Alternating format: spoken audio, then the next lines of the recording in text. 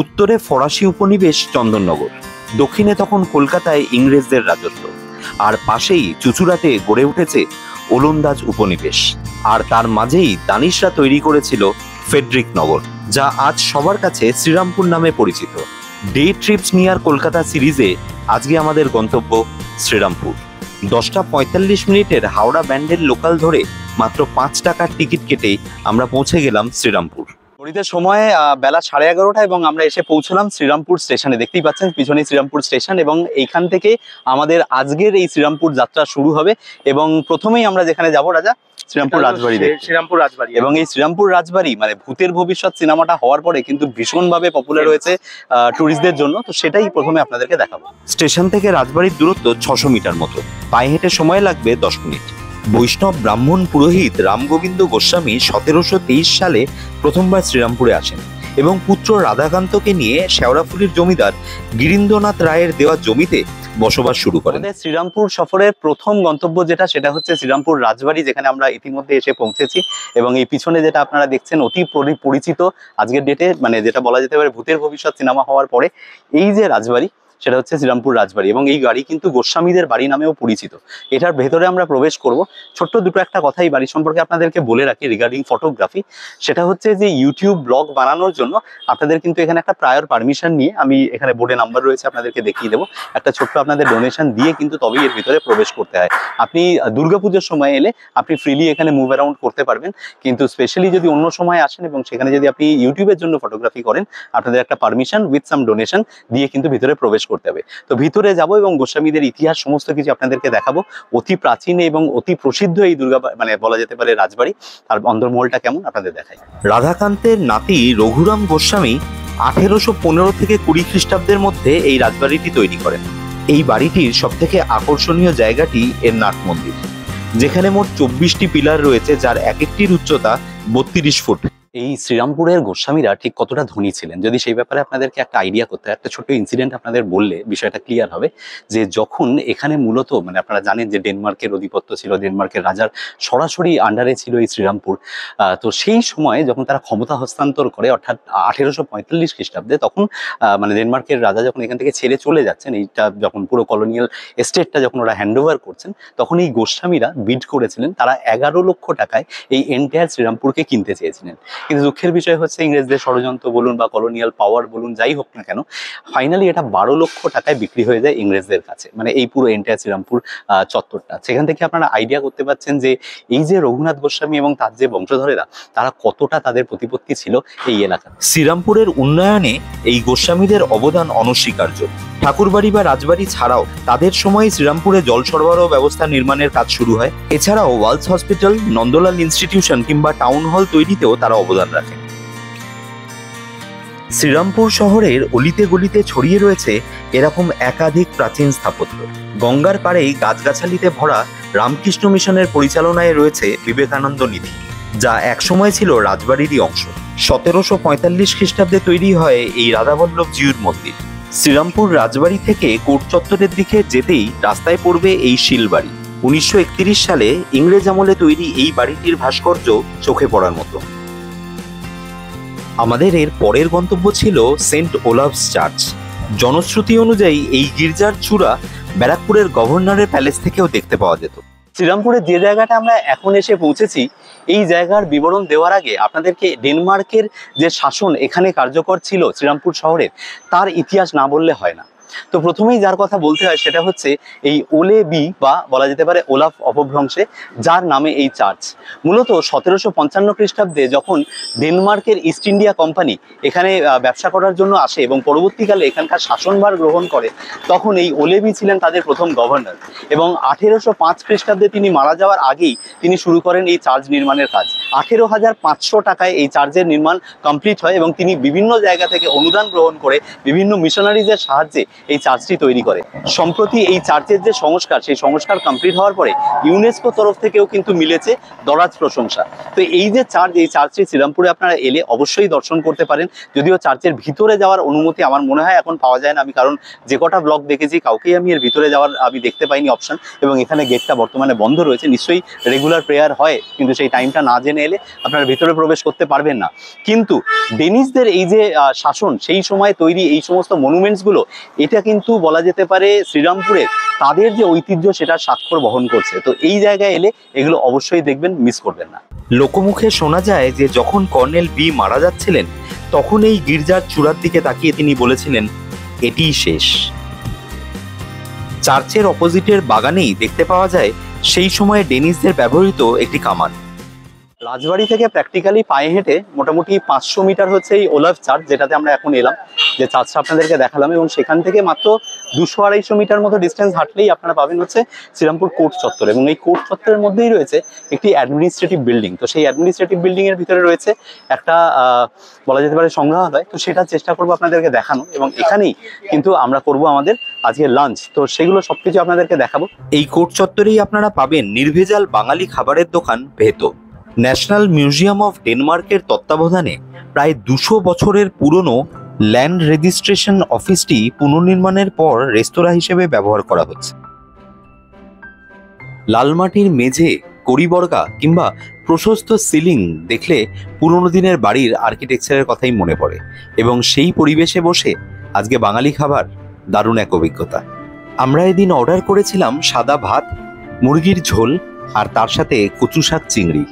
দুজনের মোটামুটি খরচ হয়েছিল 600 টাকার মতো। কচু শাক চিংড়ির স্বাদ জন্ম জন্মান্তরেও ভুলিব না।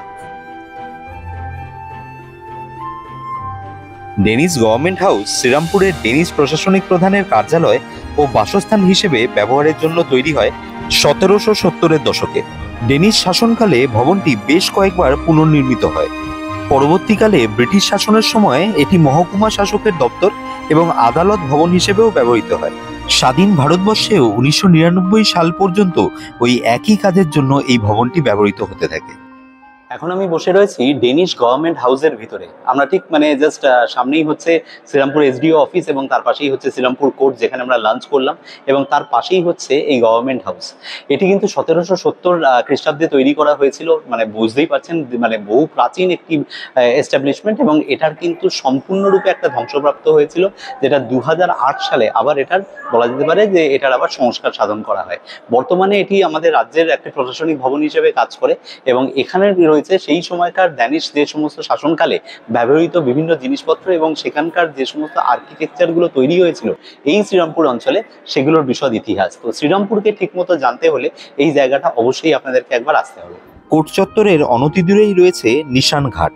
দানিশদের বাণিজ্য তরী শ্রীরামপুরের এই ঘাটেই প্রথমবার এসে ভিড়েছিল। 1755 খ্রিস্টাব্দের 8 অক্টোবর এই নিশান ঘাটেই প্রথমবার কিন্তু দানিশরা তাদের পতাকা উত্তোলন করে, এবং এর মাধ্যমেই কিন্তু শ্রীরামপুরে যে দানিশ ইস্ট ইন্ডিয়া কোম্পানির যে প্রভুত্ব তা কিন্তু সৃষ্টি হয়, এবং তারপর থেকে দীর্ঘ 90 বছর ধরে তারা এই জায়গাটি শাসন করেছিলেন। এবং সেই সময় সেই যে সেই পিরিয়ডটাতে কিন্তু মানে প্রভূত আর কি বলা যেতে পারে উন্নতি সাধন হয়েছিল এই শ্রীরামপুরের। এই শ্রীরামপুর হয়ে উঠেছিল সেই মুহূর্তে পৃথিবীর অন্যতম শ্রেষ্ঠ একটি বলা যেতে পারে যে বিজনেস পয়েন্ট, এবং তার পাশাপাশি শিক্ষা, সাহিত্য বিভিন্ন ক্ষেত্রেই কিন্তু এই শ্রীরামপুর সেই মুহূর্তে ভারতবর্ষের অন্যতম একটি গুরুত্বপূর্ণ পীঠস্থান হয়ে উঠেছিল।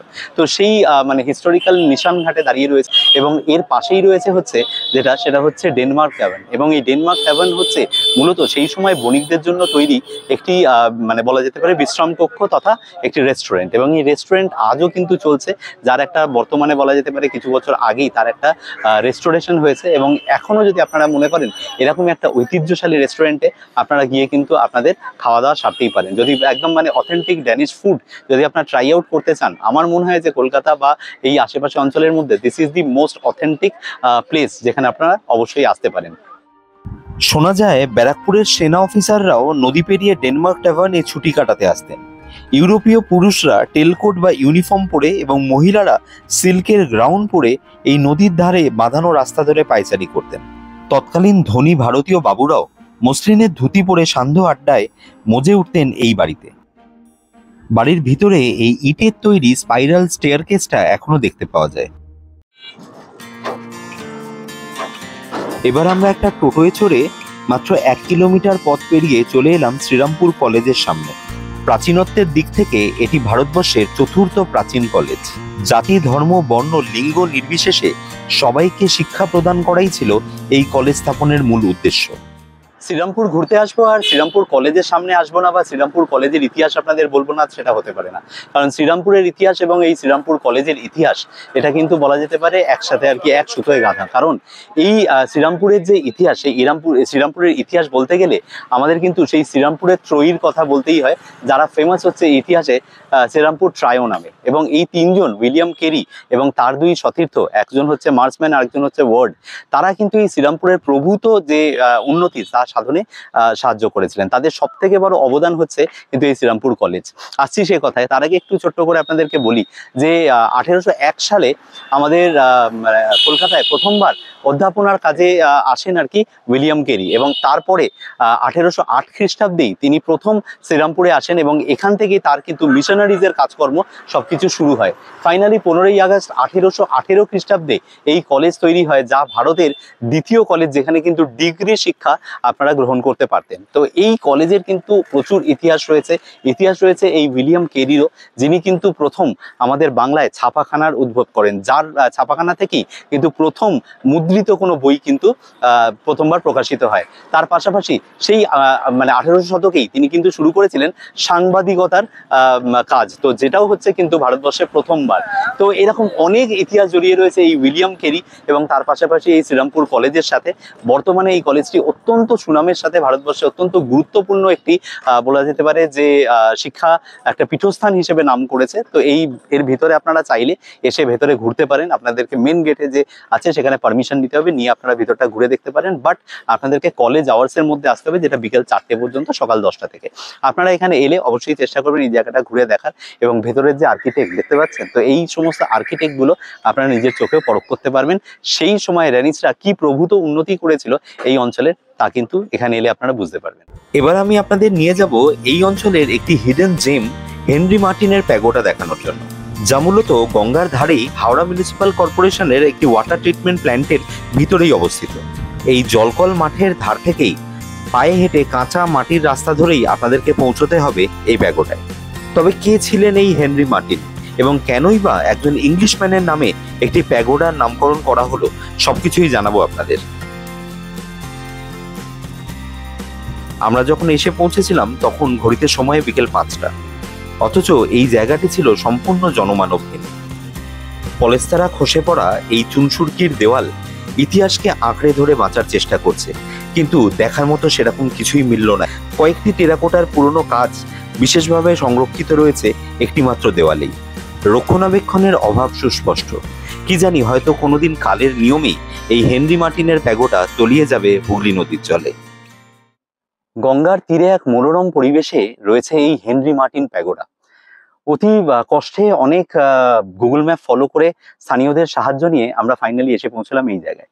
সত্যি কথা বলতে যে স্থানীয় মানুষের সাহায্য না নিলে এখানে সত্যি এসে পৌঁছানোটা খুব ডিফিকাল্ট। হেনরি মার্টিনের প্যাগোডা আজকে কিন্তু কমপ্লিটলি অ্যাবান্ডন্ড। এর অনেকগুলো সংস্কার হয়েছে, কিন্তু মূলত 1577 খ্রিস্টাব্দে এটি রাজা বল্লভের মন্দির হিসেবে প্রথমে প্রতিষ্ঠিত হয়। পরবর্তীকালে এখানে এক জনৈক ইংরেজ ভদ্রলোক তিনি এটা সম্পূর্ণরূপে পারচেস করে নেন, এবং পারচেস করে নেওয়ার পরে পরবর্তীকালে হেনরি মার্টিন নামক একজন মিশনারি এখানে এসে পৌঁছন এবং এইখানেই বসবাস করা শুরু করেন, এবং এখানেই গড়ে তোলেন একটি চ্যাপেল। পরবর্তীকালে তিনিও 1858 খ্রিস্টাব্দ নাগাদ এই চ্যাপেলটি ছেড়ে তিনি আবার ইংল্যান্ডে ফিরে যান, আর এটা কিন্তু তখন থেকে আবার অ্যাবান্ডন হয়ে যায়। যদিও রাজ্য সরকার এবং আর্কিওলজিক্যাল সার্ভে এটাকে একটা আবার নতুন রূপদান করার চেষ্টা করেছেন, কিন্তু পর্যটকদের জন্য এখনো অবধি কিন্তু এই জায়গাটা বলা যেতে পারে অনেকটা লোকচক্ষুর আড়ালেই চলে গেছে। তার একটাই কারণ যে এই দুর্গমতা, যেটা আমরা পেরিয়ে এই জায়গাটায় পৌঁছলাম, সেটা হয়তো অনেকেই আপনারা আসতে চাইবেন না। হয়তো পরিবার নিয়ে এলে হয়তো এতটা ক্রিটিক্যাল রাস্তা দিয়ে হয়তো আপনারা আসবেন না, বাট যারা ভ্রমণ পিপাসু, যারা সত্যি কোনো জায়গায় এক্সপ্লোর করতে চান, তারা এখানে এলে আমি বলবো যে অল্প একটু সময় নিয়ে এই গঙ্গার ধারে এই হেনরি মার্টিনের প্যাগোডার সামনে অবশ্যই সময় কাটাবেন। অসাধারণ, মানে আমি গঙ্গার কয়েকটা ভিউ এখান দিয়ে দেখছিলাম, দারুণ লাগছিল দেখতে। হেনরি মার্টিন প্যাগোডা দেখার পরে আজকের দিনের আমাদের শেষ গন্তব্য ছিল নতুন রাধাবল্লভ জিউয়ের মন্দির দর্শন। যে রাধাবল্লভ জিউয়ের মন্দির পরবর্তীকালে হেনরি মার্টিনের প্যাগোডায় পরিণত হয়, সেই মূল মন্দিরটিকে পরবর্তীকালে 1764 খ্রিস্টাব্দে নয়নচাঁদ মল্লিক অন্যত্র সরিয়ে নিয়ে আসেন। এই মন্দিরটিও পুরনো মন্দিরটির মতোই দেখতে, তবে সামনে একটি নাট মন্দির রয়েছে এবং প্রতিদিন নিত্য পুজো আয়োজন করা হয়। আমি রাজীব। আমি রাজা। আর আপনারা দেখছেন গ্লোবট্রটার ইউটিউব চ্যানেল। আমরা ঘুরে দেখছি ঐতিহ্যবাহী শ্রীরামপুর এবং সেখানকার ভিডিও তুলে আপলোড করেছি এই চ্যানেলে। যদি আপনাদের ভিডিওগুলো ভালো লেগে থাকে তাহলে অবশ্যই এই ভিডিওটাকে লাইক, শেয়ার এবং এই চ্যানেলটাকে সাবস্ক্রাইব করে নিতে ভুলবেন না। দেখা হচ্ছে আপনাদের সাথে আমাদের পরের কোনো ভিডিওতে।